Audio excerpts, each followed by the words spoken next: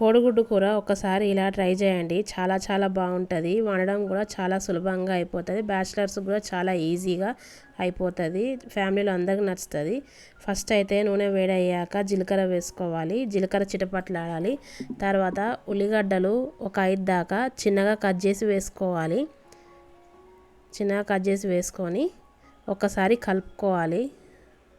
కలుపుకొని మూత పెట్టుకొని ఒక 5 నిమిషాలు మగ్గనివ్వాలి. ఉల్లిగడ్డల్ని 5 నిమిషాలు మగ్గాక పచ్చిమిర్చి వేసుకుంటున్నాను 4-5 దాకా. వేసుకున్నాక మూత పెట్టుకొని ఉల్లిగడ్డను మగ్గనివ్వాలి. ఉల్లిగడ్డ మగ్గేలోపు జీలకర్ర మెంతులు ఇలా వేయించుకోవాలి. స్టవ్ మీడియంగా పెట్టుకొని వేయించుకోవాలి. మంచిగా రంగు మారాలి. తర్వాత స్టవ్ ఆఫ్ చేసేసుకున్నాక చల్లారనివ్వాలి. చల్లారాక మిక్సీలో వేసుకొని పొడిలాగా పట్టుకోవాలి. ఈ పొడి గ్లాస్ జార్లో స్టోర్ చేసుకుంటే 1 వీక్ దాకా ఫ్లేవర్ పోకుండా చాలా బాగుంటుంది. ఇందాక పట్టుకున్న జీలకర్ర మెంతి పొడి కొంచెం 1/2 టేబుల్ స్పూన్ వేసుకుంటున్నాను. ఇది వేయడం వల్ల కోడిగుడ్డు కూర నీచు వాసన రాదు. చాలా బాగుంటుంది స్మెల్. కర్రీ కూడా చాలా టేస్టీగా ఉంటుంది. మూత పెట్టుకొని మళ్ళీ ఎర్రగా కానివ్వాలి ఉల్లిగడ్డల్ని.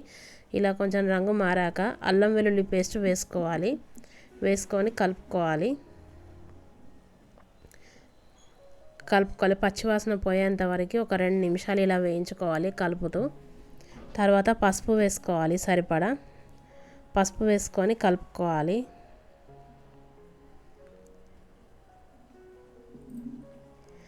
తర్వాత సరిపడా కారం వేసుకోవాలి. తగినంత ఉప్పు.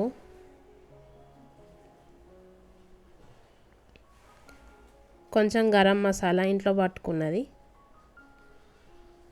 తర్వాత వేయించిన ధనియాల పొడి వేసుకోవాలి.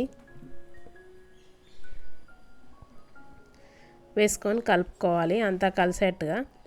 కలుపుకున్నాక కొద్దిగా నీళ్ళు యాడ్ చేసుకోవాలి.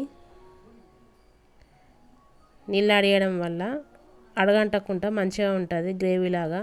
కోడిగుడ్లు కూడా మంచిగా ఉడుకుతాయి. ఇలా నీళ్ళు యాడ్ చేసుకున్నాక కోడిగుడ్లని కొట్టి పోసుకోవాలి.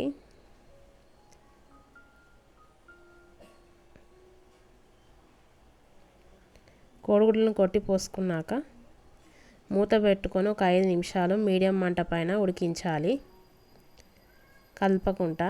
5 నిమిషాలు ఉడికాక ఇలా మంచిగా అట్టులాగా ఫామ్ అవుతుంది. తర్వాత మెల్లగా చితికిపోకుండా మెల్లగా తిప్పేసుకోవాలి గంటతోటి. ఇట్లా అయితే మంచిగా అట్టులాగా చాలా బాగుంటుంది కర్రీ. చితికిపోకుండా మెల్లమెల్లగా తిప్పేసుకోవాలి కోడిగుడ్లని. కొంచెం షార్ప్ గంటె పెడితే తొందరగా ఈజీగా ఊడొచ్చేస్తుంది. ఎడ్జెస్ షార్ప్ ఉన్న గంటె పెట్టుకోవాలి కోడిగుడ్డు తిప్పేసుకోవడానికి. ఇలా తిప్పేసుకున్నాక మూత పెట్టుకొని మరొక 5 నిమిషాలు చిన్న మంట పైన ఉడికించుకోవాలి. అప్పుడు గ్రేవీ కోడిగుడ్లకు మంచిగా పడుతుంది. అంతే, స్టవ్ ఆఫ్ చేసేసుకోవాలి. సింపుల్గా కోడిగుడ్డు కూర తయారైపోయింది. రైస్లోకి చపాతీలోకి అదిరిపోతుంది.